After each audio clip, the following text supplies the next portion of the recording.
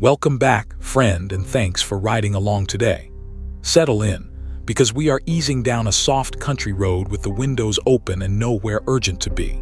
On both sides, the trees lean in like old neighbors, cottonwoods and box elders and oaks all tangled together, and the light comes through in little coins that slide across the dash. You can hear the tires humming a low note under everything, and somewhere off past the tree line a bird is repeating itself, patient and unbothered. This is the good part of a journey, the part before the story really starts, when the landscape is just green and generous and asking nothing of you. Take a breath with me. Let your shoulders drop. We have a whole town to meet up ahead, and a long, slow river waiting to tell us how it got here.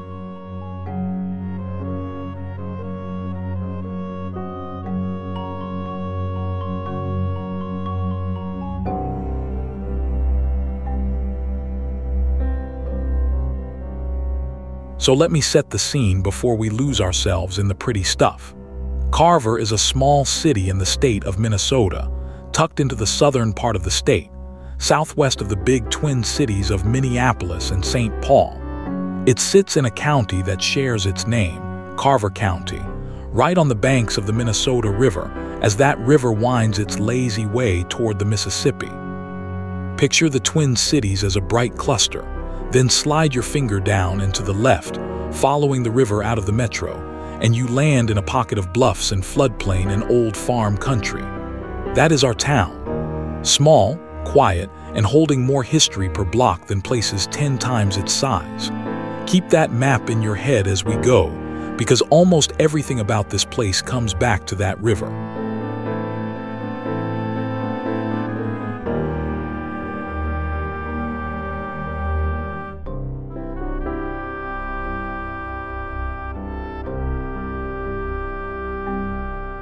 Before there was a town, there was the valley, and the valley was carved by water on a scale that is hard to hold in your mind. The Minnesota River here runs wide and brown and slow, edged by a broad floodplain of marsh grass, willow and silver maple that floods and drains with the seasons.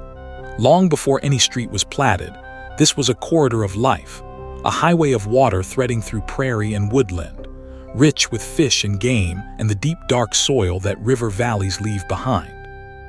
Everything that would happen to this town, the boom and the quiet years that followed, all of it was written first by the river. It gave the town its reason to exist, and later it would help decide the town's fate. So we start with the water, because the water started everything.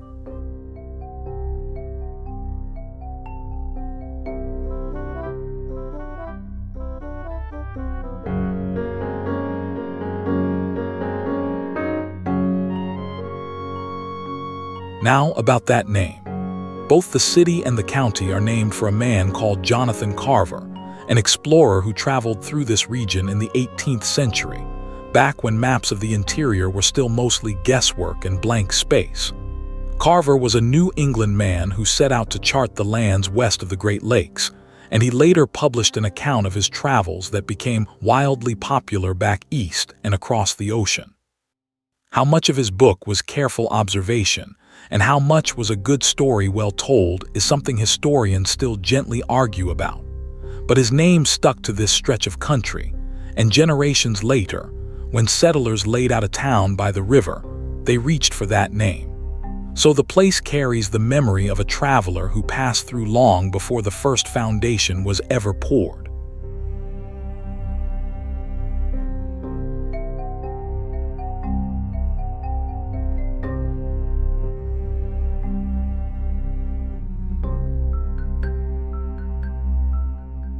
Let the history breathe for a moment while the road does its thing.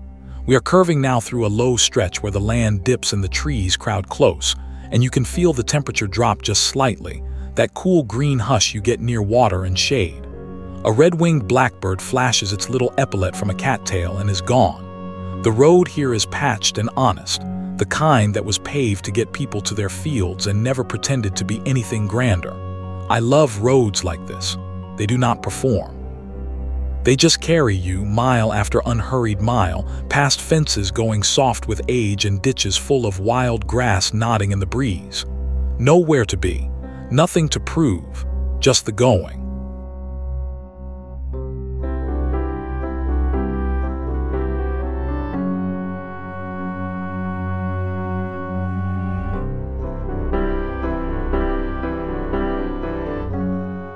Now picture this same quiet water in the 1850s and turn the volume all the way up. Because in those years, the Minnesota River was not quiet at all. It was a working artery, crowded with steamboats, those tall tiered wedding cakes of the river with their smokestacks trailing coal smoke and their paddle wheels churning the brown water white. This was how the frontier moved. Before railroads reached out this far, the fastest way to send people, mail, tools, lumber, and dry goods into this country was to put them on a boat and steam them upriver. And every steamboat needed places to stop, to load, to unload, to take on wood and passengers. A town founded right on a good landing on a busy river was a town positioned to get rich.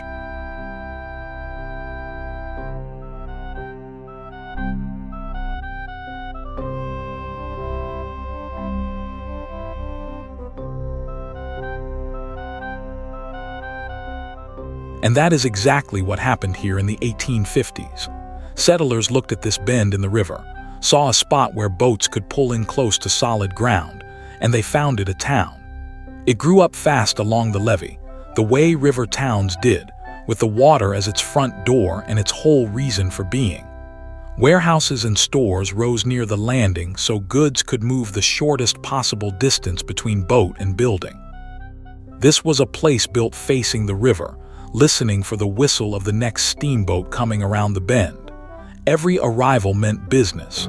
Every departure carried the town's fortunes downstream. For a young settlement on the edge of the map, it was a very promising place to plant your future.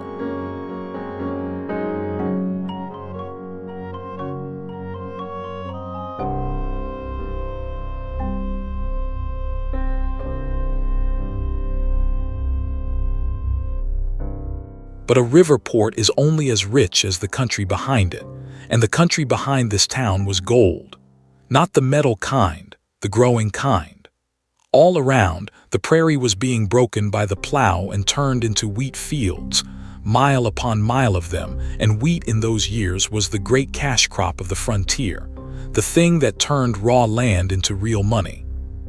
Farmers loaded their wagons high with grain sacks and hauled them over rough roads toward the river, and the town became the funnel where all that harvest gathered before floating off to the mills and the markets. So the town lived a double life.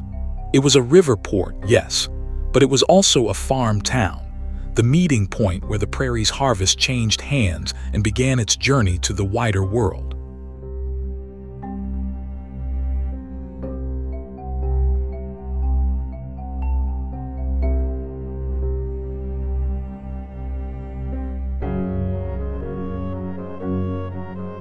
The trees are thinning now and the sky opens up, and would you look at that? Open country, rolling grassland stretching off toward a soft horizon, gold and green and swaying in a wind that seems to come from everywhere at once. There is a particular feeling out on the prairie, a bigness, like the land is exhaling all around you. The grass moves in long waves, one after another, and hawks ride the thermals in slow, patient circles high overhead. Out here you can see, whether coming from an hour away, a wall of cloud building on the far edge of things.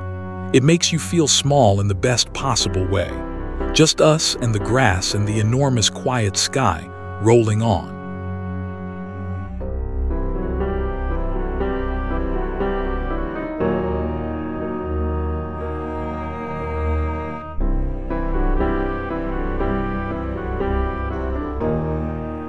Now let us walk the town at its peak, because this was a real bustling place. Main Street ran busy with the traffic of a working river port, wagons and buggies, farmers in from the fields, boatmen up from the landing, merchants standing in their doorways. There were stores selling everything a settler could need, hotels for travelers waiting on the next boat, a blacksmith, a mill, saloons no doubt, and the general clamor of a town that believed it was going somewhere. In the boom years, this felt like a town with a golden future, a place that might grow into a city.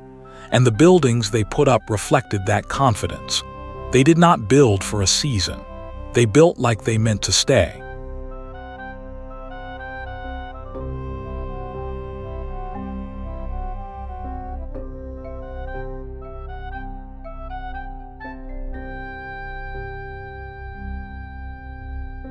And here is where our story starts to get its shine, because of what they built with and how. As the town prospered, its wooden storefronts began giving way to something grander, handsome brick buildings in the fashionable style of the day, a style called Italianate. You would know it if you saw it. Tall, narrow windows with gently arched tops, decorative crowns of brick or stone above each window like raised eyebrows, wide bracketed cornices along the roofline throwing shadows in the afternoon sun. These were the buildings of a town that had money and wanted to show a little of it. Solid, dignified, meant to impress the traveler stepping off the boat. Little did anyone know those good brick walls would become the town's greatest treasure.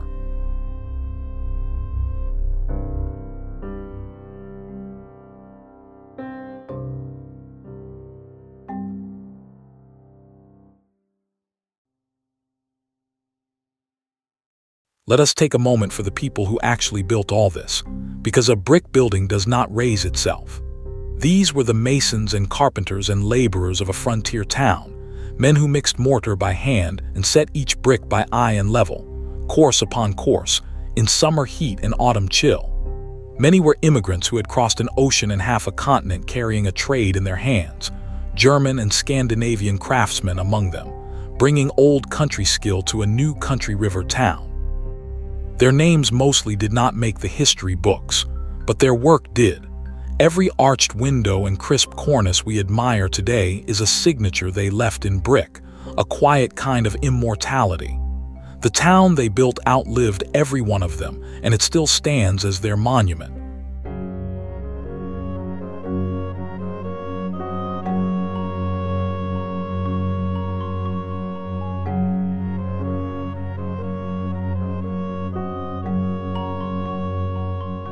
Back into the trees we go, and this stretch is a beauty. The road drops into a wooded hollow where everything is dappled and cool, and the branches nearly meet overhead to make a green tunnel. A little creek runs alongside for a while, catching bits of light between the leaves, chattering over stones in that easy conversational way that creeks have. You could pull over here and just listen for an hour. The woods are full of small industrious sounds, the tap of a woodpecker, the rustle of something in the underbrush, leaves turning over in the breeze. There is no history in this hollow that anyone wrote down, just the slow, patient business of a forest going about its day. Sometimes that is exactly the medicine you need.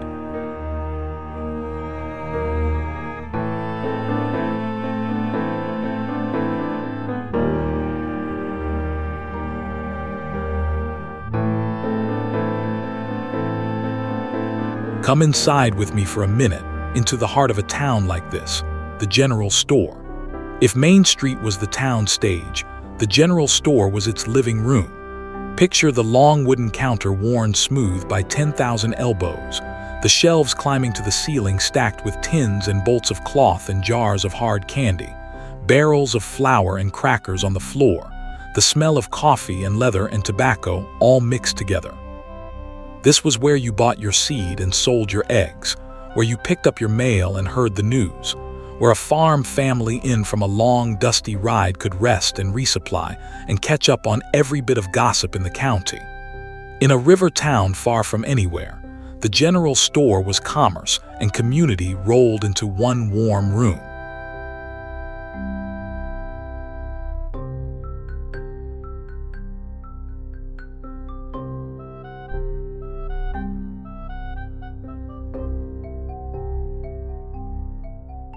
Down by the water, the work was heavier and the stakes were higher.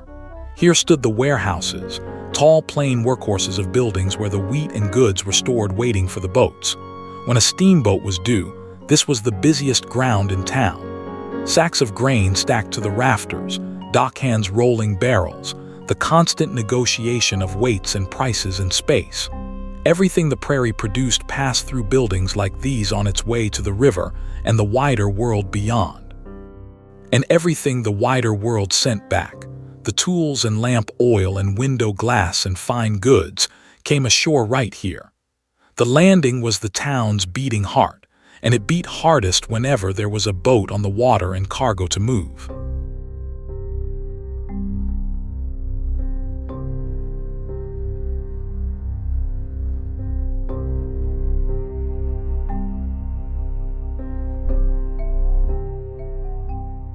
Let us not forget the river people themselves, because they were characters.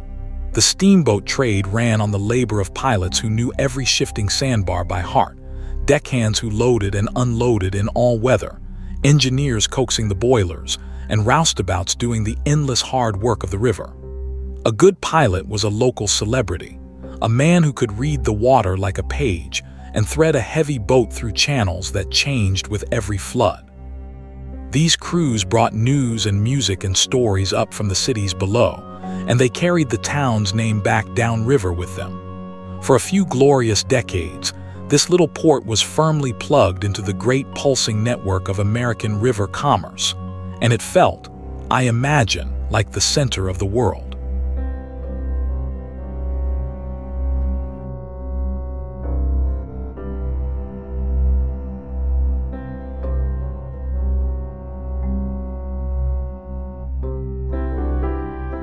The road swings back near the river now, and the timing could not be better because the light is going gold. That late afternoon glow when everything softens and the water turns to hammered metal, all coppers and ambers rippling in the current. A heron stands stock still in the shallows, patient as a statue, waiting on supper. Dragonflies stitch back and forth over the reeds. The whole world seems to slow down and lean into the warmth of it. There is a reason people have always been drawn to riverbanks at this hour. It is peaceful in a way that gets right down into your bones. Let us just coast along here a while and let the river do the talking, because it says it better than I ever could.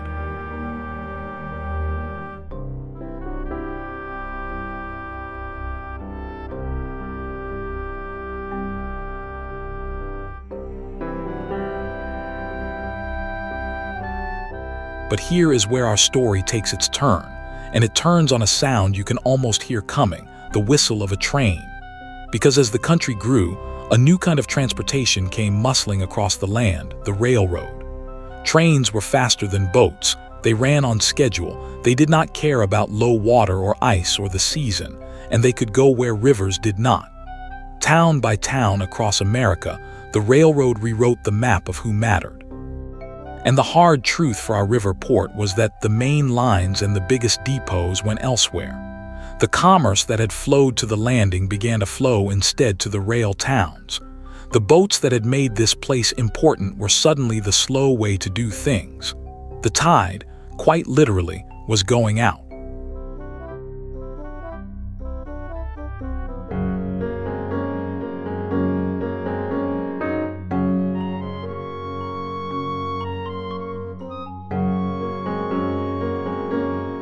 And the river, that great generous river that had given the town everything, added its own hard word to the argument. Because a town built low and close to the water is a town that floods.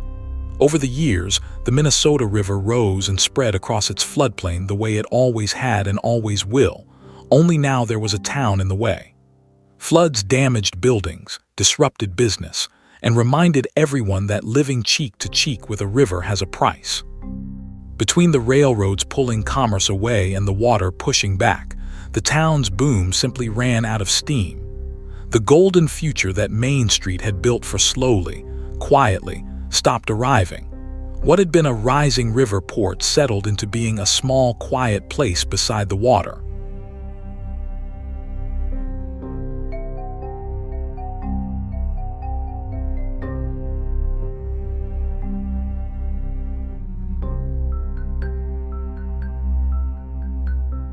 Now you might expect this to be the sad part of the story, and in one way it is. The town that dreamed of becoming a city instead grew still. The big warehouses emptied. The bustle faded. Population thinned as young people followed the opportunities to the growing rail towns and the cities beyond. Main Street, which had rung with wagons and boat whistles, went hushed. For a long stretch, not a great deal happened here. And here is the beautiful irony sitting right at the center of everything, the twist that makes this town so special. Because when a place stops booming, it also stops tearing itself down and building anew. The quiet years were not the end of the story. They turned out to be the town's great act of preservation.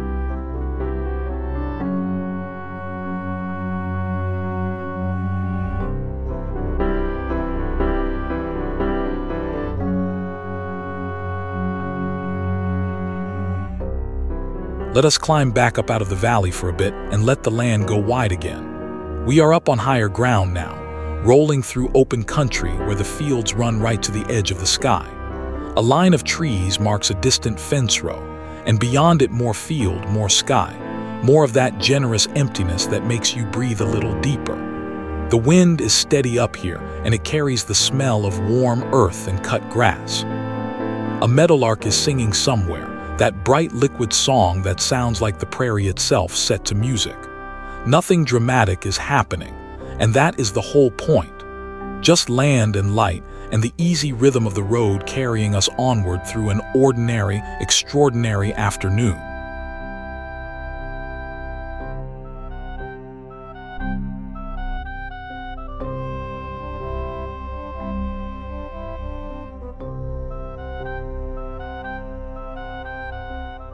So let us come back to town and see what those quiet years left us, because it is remarkable.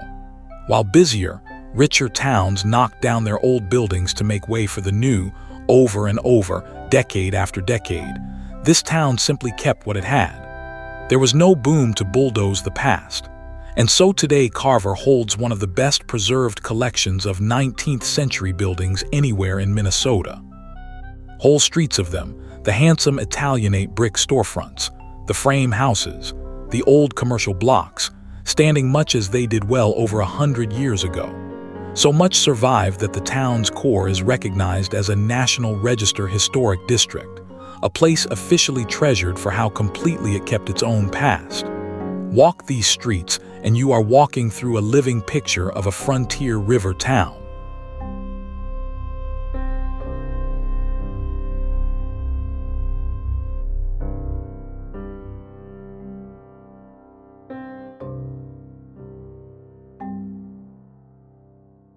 It is not just the grand brick buildings either. Some of the real charm is in the houses, the modest frame homes that families built and lived in and passed down through the generations. Clapboard walls and steep gabled roofs, front porches made for sitting on a summer evening, little details of trim and gingerbread woodwork that a proud carpenter added to make an ordinary house feel like home. These were not mansions. They were the houses of shopkeepers and boatmen and farmers, and the fact that so many of them still stand, still lived in, still loved, is its own kind of quiet miracle. Each one is a small time capsule, a witness that has watched the river and the seasons roll by for a century and more, and is still here to tell about it.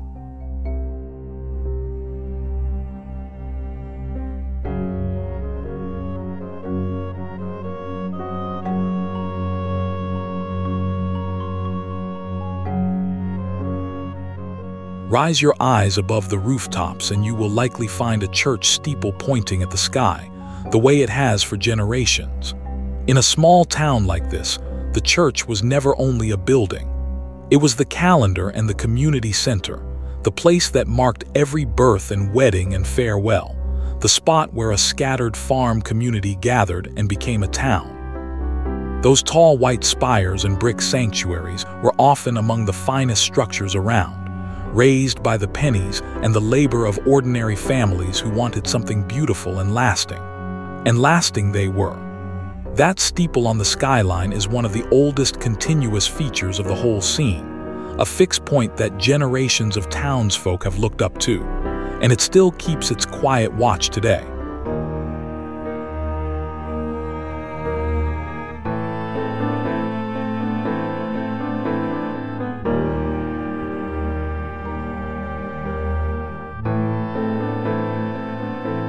Let us slip off onto a gravel lane for a little while, just for the pleasure of it. The tires crunch and pop over the loose stones, and a soft plume of dust trails behind us. These little back lanes are my favorite kind of road, honestly, the ones that were never meant for speed. Tall grass brushes the edges. A rabbit freezes at the roadside and then thinks better of it and bolts. Wildflowers crowd the ditches, purple and yellow and white, nodding as we pass. The lane winds along with no particular hurry, following the shape of the land rather than fighting it. There is a whole slower world down roads like this, and you only find it if you are willing to leave the pavement and let the going get a little rough and a lot more beautiful.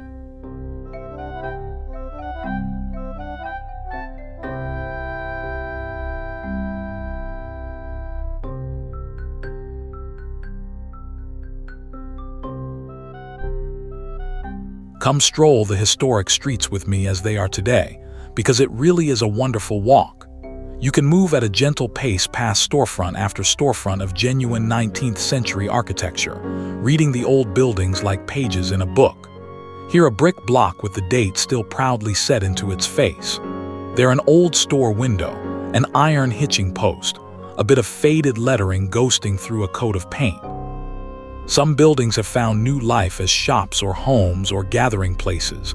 Others simply stand and endure. But the whole streetscape hangs together with a rare and lovely completeness. Few places let you feel the past this directly, not behind glass in a museum, but out in the open air where people still live their ordinary lives among the extraordinary old walls.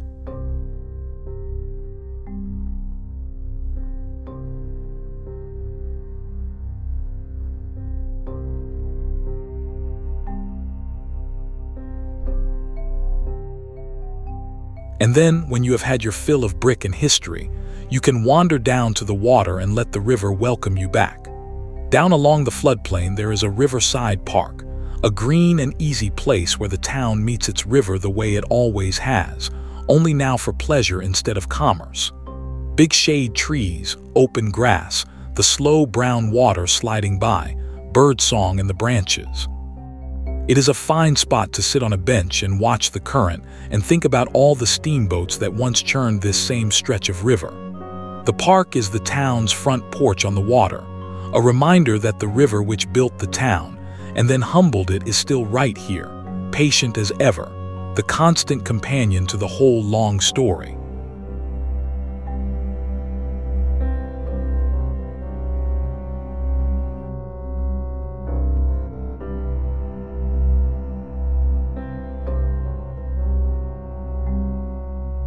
Step just past the edge of town, and the wild country takes over again, the way it must have looked to the very first arrivals. Here the uplands of prairie grass roll down to meet the marshy floodplain of the river, and the two worlds braid together in a rich tangle of habitat. Grassland gives way to willow and reed, and the standing water of backwater sloughs, alive with waterfowl and turtles and the darting of small fish. This border country, half dry land and half wet, is some of the most alive landscape there is, and it wraps the town on nearly every side.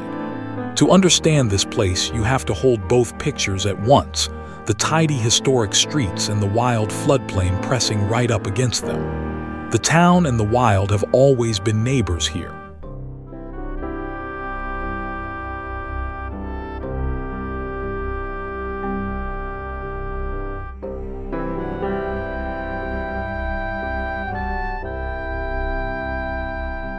The day is getting on now, and the light is doing that thing again, going long and warm and gold as it slants low through the trees. Every trunk casts a stripe of shadow across the road, so we drive through a soft flicker of light and shade, like the day is gently winding itself down. The birds have shifted to their evening songs, quieter and more thoughtful somehow. A little breeze stirs the tops of the trees and lets them settle again. This is my favorite hour of any ride, when the heat goes out of the day and everything turns tender and glowing and unhurried. We are near the end of our loop now, so let us just savor this last golden stretch and let it carry us home.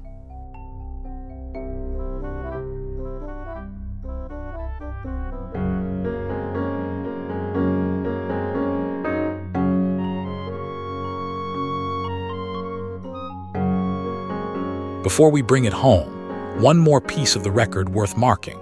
For all its ups and downs, this was a real chartered community from very early on. The town was formally incorporated back in 1858, right in the thick of its steamboat glory days, which tells you how much confidence and momentum the place had in those years. To incorporate meant to become official, to have your own local government, your own name written properly into the ledgers of the young state of Minnesota.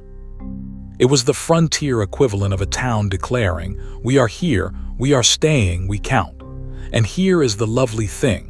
Through the boom and the long quiet after, through floods and fading and all the years between, the town kept that promise. It is still here. It still counts.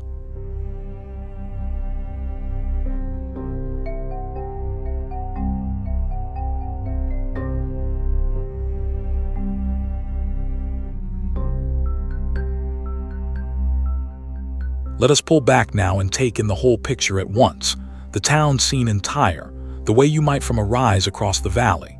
There it sits, low and neat against the loop of the river, church steeple and brick blocks and shade trees all gathered together in their green pocket of floodplain. It looks from a distance like a town that a careful hand set down long ago and then simply left alone, and in a way that is exactly what happened.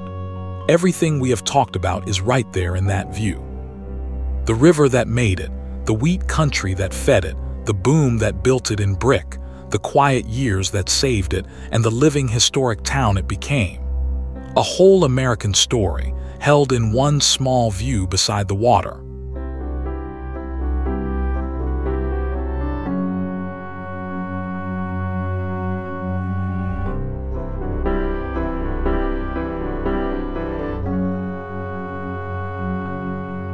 And now the sun is going down over the Minnesota River.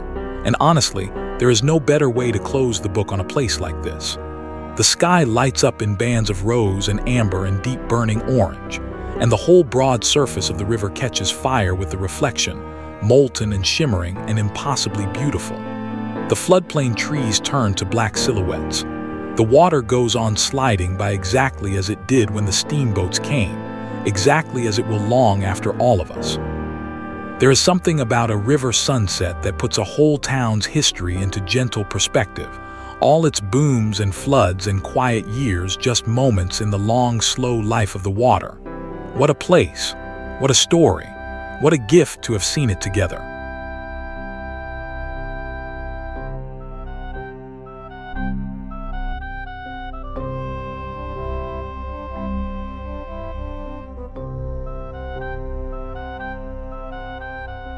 We are on the road home now, that easy, contented drive at the end of a good long day.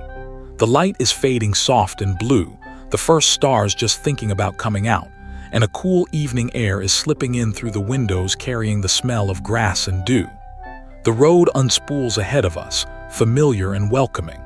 There is a special quiet to the drive home, a settled feeling, like the day has given you everything it had and now you get to hold it. The trees are going to shadow, the fields to gray velvet, and somewhere a whip-poor-will is starting up its evening call. No rush, no destination but rest.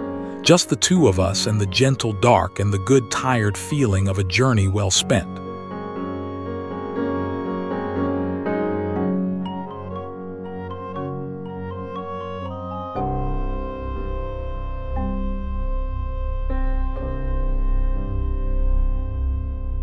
Well, friend, that brings us to the end of the road for today. Thank you truly for riding all this way with me, for letting the miles roll by and the stories unfold at their own slow pace. If you enjoyed this gentle wander and you would like to come along on the next one, I would love to have you. Go ahead and hit that subscribe button and ring the bell, so the next quiet ride finds its way to you. And if a moment today made you smile or made you think, drop a little note in the comments because I read them and they mean the world. Until next time, be good to yourself and be curious about the small forgotten places because they so often hold the very best stories. The road goes on and I will see you at the next bend. Safe travels, my friend.